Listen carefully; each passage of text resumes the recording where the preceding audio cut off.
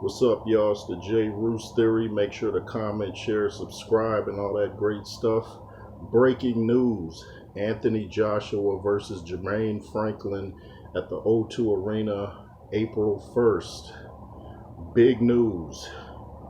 And still, we see that Anthony Joshua is taking on the tough fights. Jermaine Franklin is no pushover. In fact, I thought he might have beaten Dillian White or at least gotten a draw, but his record is 21 wins, 14 knockouts, 1 loss. Anthony Joshua, 24 wins and 22 knockouts with 3 losses, 2 to Usyk and 1 to Ruiz. He avenged the one to Ruiz.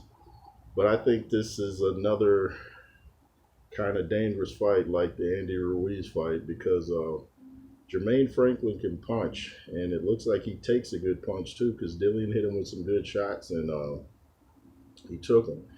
And you know he's going to come in this fight in a lot better shape than he came in the fight with Dillian White. But AJ, I believe, has improved because even though, like I've said many times, and sometimes you have to say things many times in today's world because people don't get it the first time. Anthony Joshua, though he lost twice to Usyk, I believe is a better fighter because he learned a lot about himself, his limitations, what he needs to improve on. I think he'll be working with, what's the guy's name? I can't think of his name. Uh, Virgil Hunter, I think his name. I think that's who AJ will be working with. I still say for the 1,000th time, I think it should be James Bashir.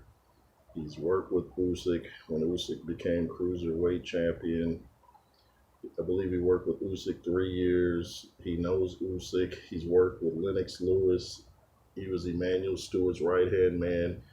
It only makes sense to hire James Bashir, but I don't know what's going on in the mind of AJ right now, but I think he's a better fighter. It's just a matter of will he show that old AJ where he go in and attack. He has to be more aggressive. He can't be in there thinking. Sometimes you can see him in there kind of thinking like, okay, do this, do that. Just, I know you have to have a game plan, but go off instinct sometimes. Your instinct might lead you in the right direction. When he fought Klitschko, it's like he was just going toe to toe, like, I'm not losing tonight. Excuse me. And it wasn't so much skill, it was more of, like I said, I'm not losing tonight. So this is a dangerous fight for Anthony Joshua. If he loses this one, this will be his 3rd loss in a row. If excuse me, if Jermaine Franklin wins, loses, this will be his 2nd loss after Dillian White. And I'm glad Joshua's not fighting Dillian White for a 2nd time. I think that would be total dominance on the part of Joshua. I think he would go in there and completely finish Dillian White. I think if Jermaine Franklin got a rematch with Dillian White, he would finish Dillian White's career. I think if Jared Anderson fought Dillian White, he would end Dillian White's career. Oh, and I misspoke on my video about Francis Ngannou. I said I've never seen him in shape. I don't know how I said that. I meant to say I've never seen Francis Ngannou out of shape. He's always in shape. And so when Dana White said that he was 300 pounds, he definitely wasn't 300 pounds. Even with the knee injury, don't know if he had surgery or what, but he still was in shape. I could look at him in his t-shirt and tell. Back to boxing. By the way, who do you think Ngannou should fight if he has a boxing match? But another topic. I think this is a very exciting fight. I'm looking forward to it because 2022 just didn't produce enough big fights. We had Joshua Usyk 2, and I'm trying to think, was Wilder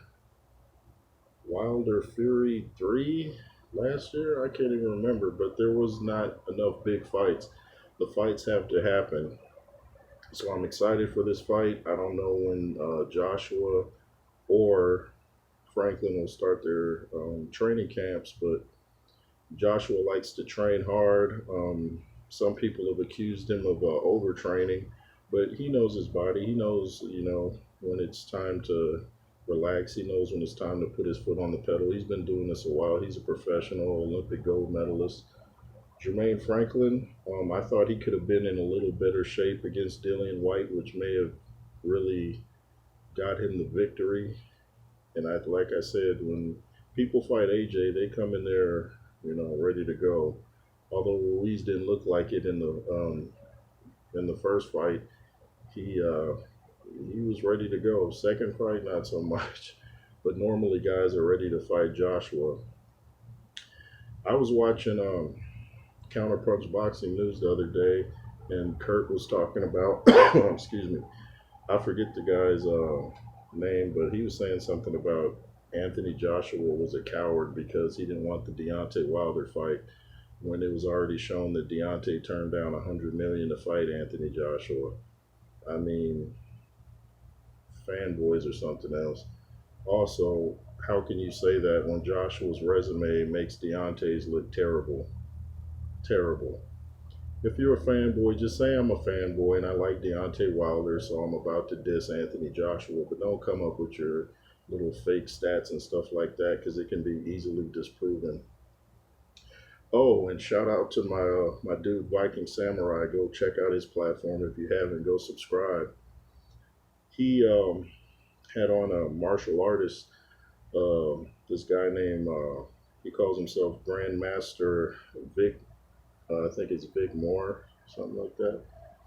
Um, Sorry if I'm getting his last name wrong. But anyway, he was talking about a guy, and I was trying to look him up. I can't find him because I don't know enough about him, but his nickname was Oak Tree. And he said this guy was such a hard puncher that he even broke Mike Tyson's ribs. I was like, man, who was this guy? And was he professional or amateur, or was he just sparring with Mike Tyson? And I heard he even, I guess, sparred with Michael Jai White. Michael Jai White was, I guess, in a whole lot of pain. I don't think he got knocked out or anything, but yeah. So that's just a little side topic while we're talking boxing. I'm really excited because um, the heavyweights are the reason that I created this platform. And when heavyweight fights aren't happening, I have to find other things to talk about, which I like to do anyway. But we got to get the fights going. I think Fury Usyk will be happening. Not sure when, of course. I don't know what takes so long with the negotiations. Everybody wants, all the people behind the scenes want their cut. You'll get your cut. Just make the fight happen. Joshua versus Franklin at the O2 Arena, fourth month of the year, April 1st. And I'll probably give, my fight analysis further as we get closer to the fight. I'm going to pick Anthony Joshua, but I'm going to say split decision. I don't think it'll be a knockout. Now, as we get closer to the fight and maybe some news changes out of the training camps, or I hear something from James Bashir or somebody else close to AJ, I might change my opinion because we're pretty, April 1st is not that far, but it's still far enough for me to change my opinion. But for now, I'm going to say Anthony Joshua split decision. Anyway, it's the J. Roos Theory. Thank you for watching.